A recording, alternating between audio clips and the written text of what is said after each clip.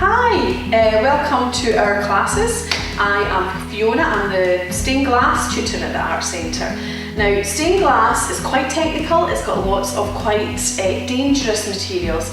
We use lots of glass and we use lead, which itself is poisonous, so that's a bit tricky. And we use lots of kind of difficult materials like soldering irons, which are really hot. So obviously, I'm sorry we couldn't post out all this stuff to you. But we are going to have some fun with some paper-based exercises, looking at stained glass and trying to recreate some of the stained glass techniques in paper and acetates and coloured cellophanes and things like that. So in stained glass, there's kind of two elements. So we have the glass, the colour, and we have the framework that it's set into, which is called lead.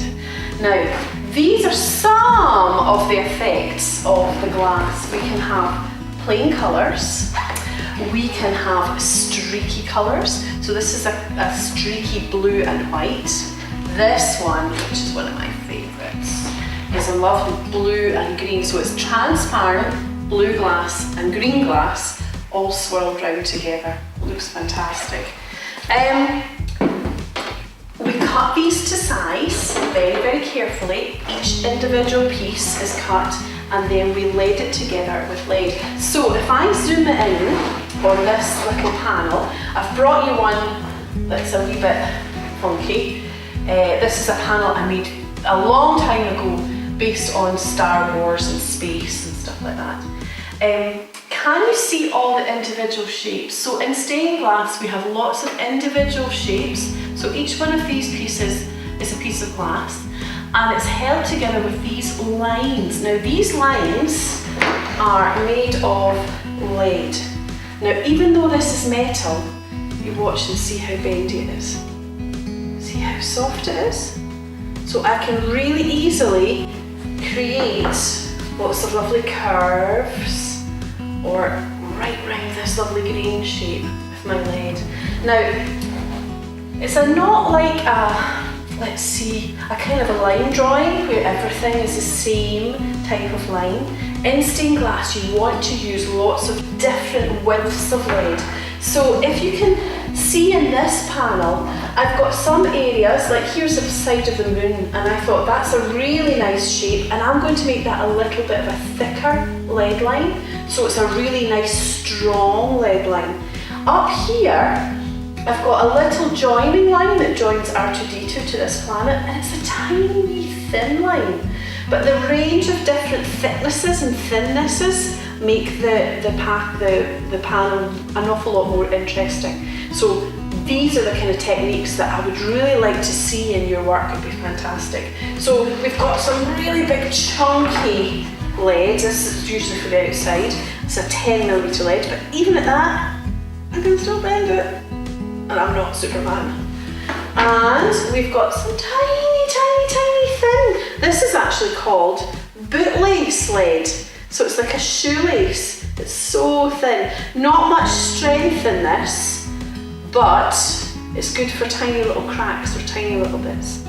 So we're going to concentrate today on doing some paper-based work with our lead lines and some colours. And over the next few weeks, you'll be investigating all the different textures of the glass and all the different effects you can get in the glass and making some fun things too. So, we're going to do some paper-based stained glass. Now, can you remember, I was talking about all the different thicknesses of the lead. Can you see the difference in those two? They're amazing. And we've got bits in between. Here's a 6mm, that's half of that. No, that's a 5mm, half of 10mm. Not good at maths. There we go. Okay, so unfortunately all of this lead is poisonous, and when we are using stained glass we have to use special gloves and we have to have fume extractors as well when we're soldering. So it's something that's normally done by adults, but you can get some of the techniques and the ideas in some of the projects we're doing today. We're aiming to do, over the next wee while, a bit of a stained glass picture, let's see, and we're going to investigate some of the textures of the glass. But can you see in this the difference in the lead lines. You see there's some really big thick ones, there's some tiny wee thin ones, and that's what makes it really, really interesting. So let's get to work. Okay, in your pack you will have a piece of white card, and the first thing I'm going to ask you to do, and it's quite boring but it's quite essential, especially if you're doing it at home, is to do a wee border all the way around 1 centimetre from the edge. This gives you a little bit of a frame, and it stops all the paint going onto your mum's table, or your dad's table, or your granny's table, or your table. So I'm just marking 1 centimetre all the way around, and I'm going to do a line, and this is kind of like the big thick lead round a stained glass panel that helps to keep it all together. So if I do this border and then I put a piece of 10 lead over there, so that's like your outside piece of lead. Okay, so what kind of picture are we doing? We are going to be doing bonkers bugs later on. So let's do some, I'll do a dragonfly. Okay, so I am just going to do, now sometimes when you're doing designs, the first place that I go is to a book to have a little look and see what my subject matter is. And let's do a bit of a flower here. Is it a water lily? Yeah, it's going to be a water lily.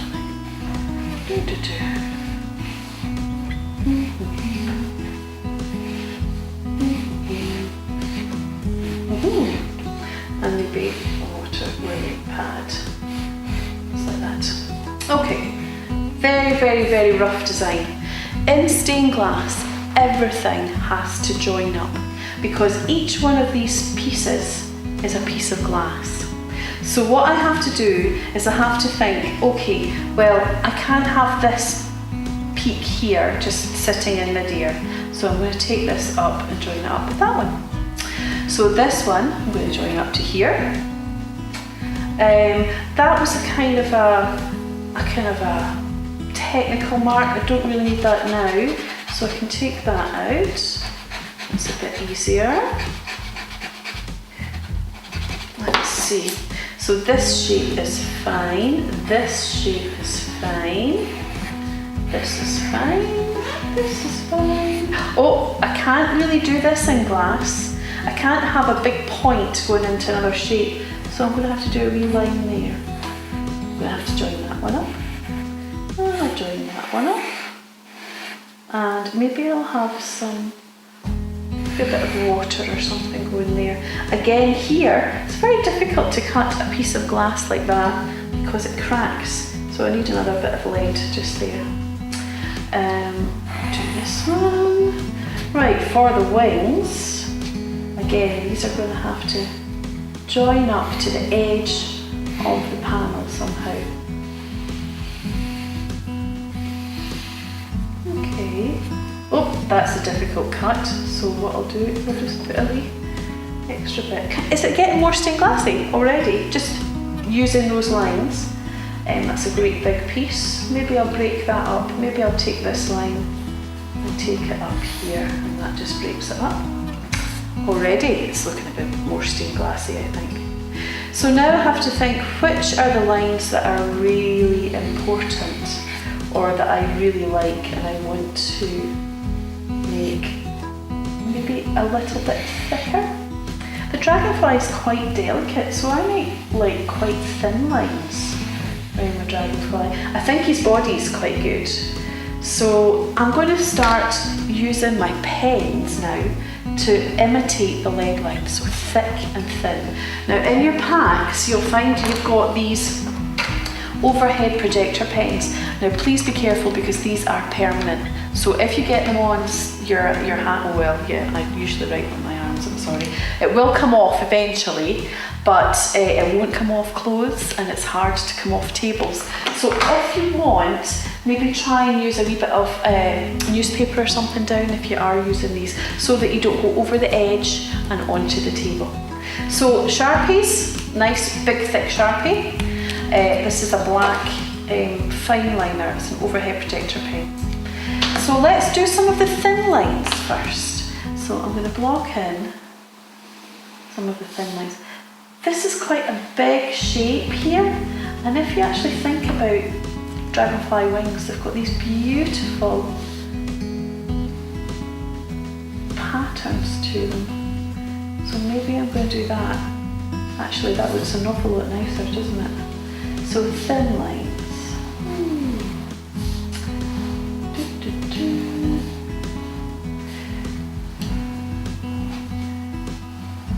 I think it might be quite nice to contrast. Oops. Now I'm doing this quite fast. Maybe when you're doing that. I think the eyes are really important in a dragonfly because they're big. It might be quite nice to contrast the water lily to the dragonfly because it's a very thin and flighty thing, and the water lily is big and chunky. So I might use a thicker pen on the water lily. And I think the dragonfly sometimes has a bit of banding and stuff on it. Oh, that's a bit of the wings. What have I done? Now, insects are very, very clever because mostly, oh, it's hard to do upside down, they are symmetrical. So whatever you do on one side, try and copy it on the other side. But that's quite tricky. It's not exactly the same, but there you go. You get the idea. Right, let's see. I really like my lily pad. So I'm going to do about 3 lots of pen there because I love that shape.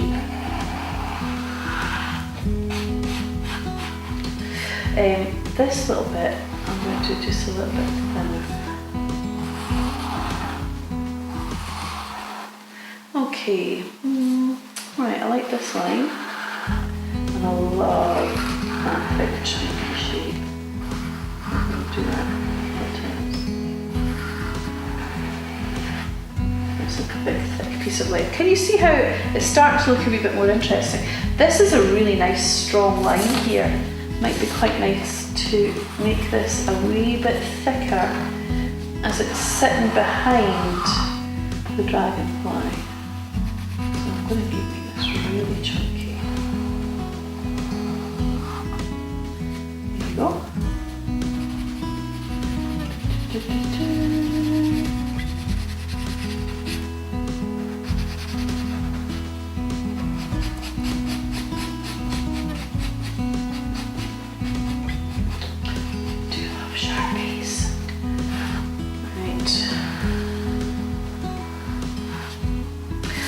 I'm going to go around the outside of this wing and make it a little bit thicker, just as a contrast to the inside.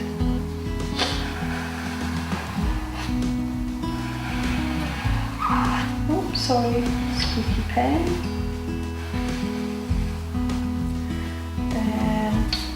I like this.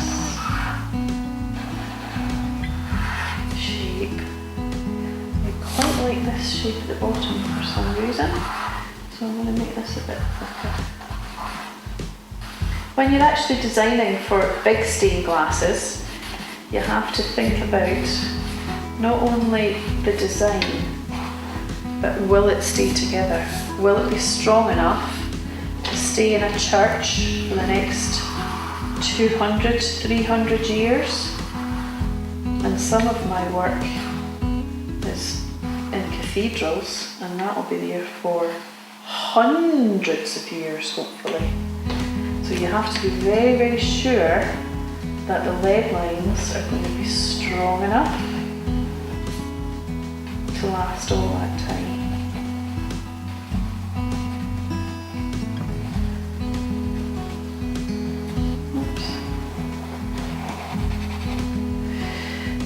Yeah, I think he needs quite bulgy eyes.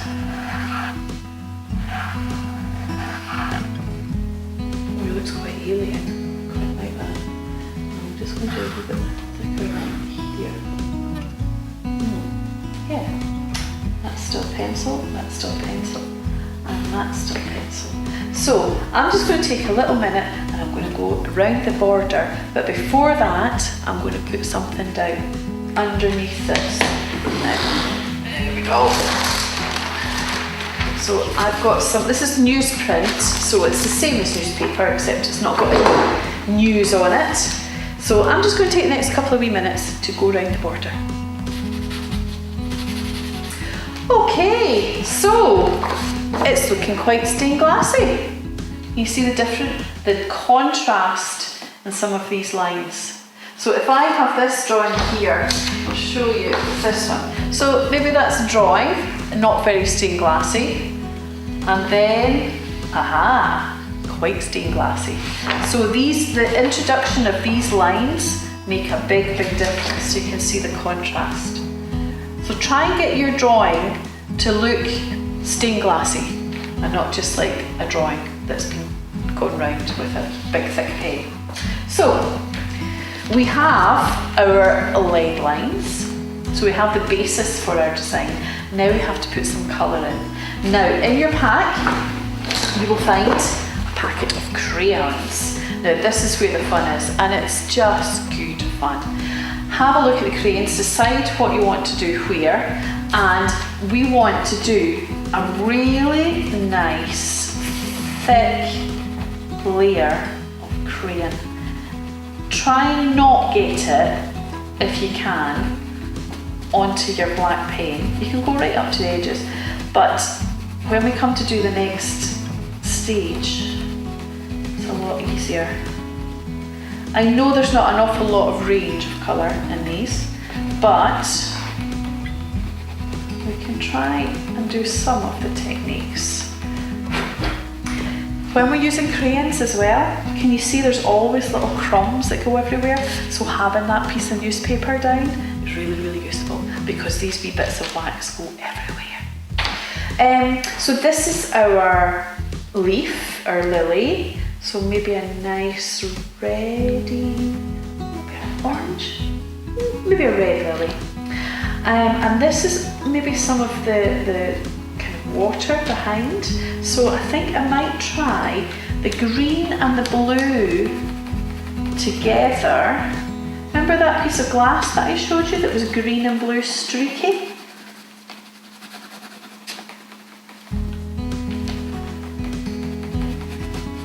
The idea of mixing these two colours to make that nice colour. Oh, that's quite nice. Like that. So, in the stained glass, I buy in big sheets of glass, and then I choose which parts of that sheet that I want to use for certain parts of my stained glass design. And the glass comes in so many different textures. Do you know what texture is? The feel of the glass. Sometimes there's bumps on it, sometimes there's little bits of pattern on the stained glass. Like if you've ever seen stained glass or patterned glass in bathrooms, so you can't see through into the bathroom, it's sometimes quite textured. That's for a bit of privacy. Ooh, that's nice. Let's do a solid blue down here. Quite like this maybe for the wings, it's quite delicate colour. Now this is quite hard on your old hands. Again, I'm doing it really fast, so soon I'll stop talking and we can zip through this in quick speed. But don't be frightened if your crayon breaks in half, because it's fine. Don't cry over spilt milk. Just take some of the paper off and then use that bit as well.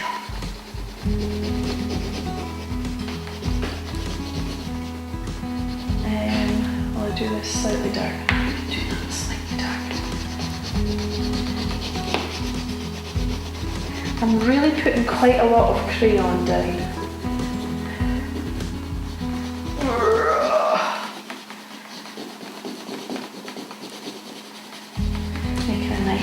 thick layer, trying to get rid of all of the white. Because what we're going to do is we're going to create a kind of special scraper board effect, and whatever you leave white will become black.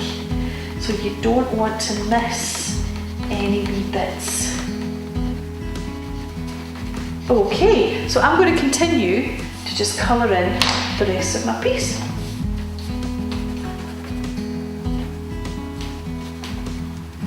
Super!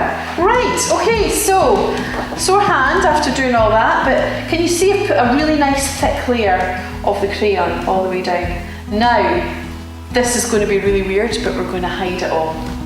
And I know you might be thinking, why have I got a little packet of soap in my pack? Well, we've got soap and we've got a block of paint. Now we're going to be using this paint for another project as well. If it's a brand new block of paint, sometimes it just takes a little bit of working to get started. And with our soap, very sweet. You might not want to use it afterwards. Oh, it smells lovely. Okay, and you'll have a paintbrush as well. So if you can get yourself a mug of water or a cup of water and start just to work on the paint to get it kind of started. You want it to go nice and thick.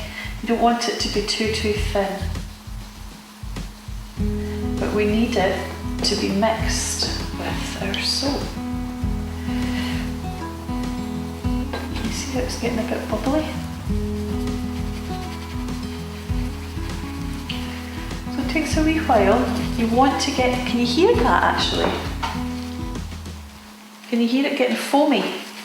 Ah, there we go. You see it getting foamy now. So, now I should have said beforehand, can you see underneath I've got my newspaper, I've got my sheet, so it's not going to go all over the table. You can see how much it's used when I was using the Sharpie pen and when I was using the crayons, so please don't do this right onto your good dining table. So bit of paint, bit of soap, bit of paint, bit of soap, and we're going to cover all of the work. I know it seems weird, doesn't it? But this gives you a really nice antique-y, stained glassy kind of look.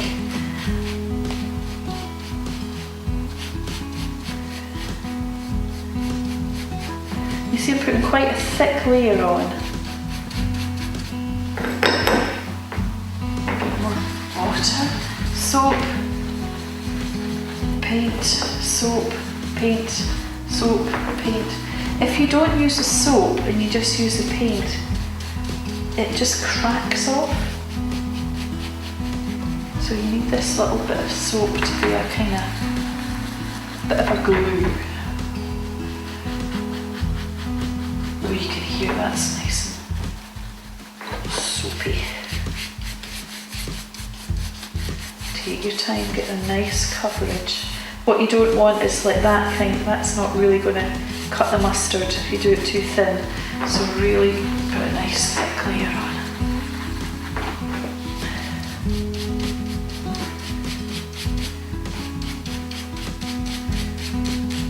Bye bye, Dragonfly.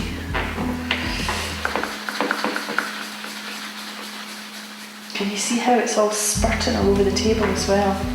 Make sure that there's nobody's lunch sitting at the other end of the table, or else they're going to get a mouthful of black paint.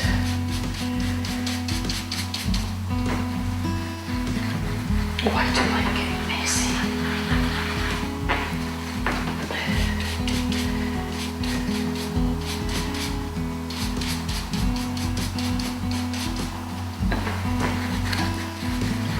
Oh, it smells lovely. Be the nicest smelling picture you've ever done.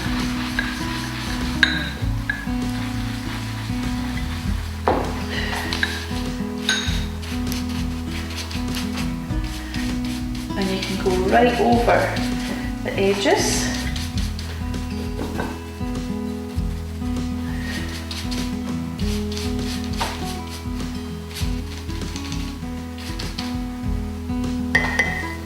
There we go. I don't know if you can see, but as it's starting to dry, you can see where the lead lines are already. But I would leave that to dry for a good while, maybe even overnight, and then come to it the next day and I'll show you what to do next. Thank you.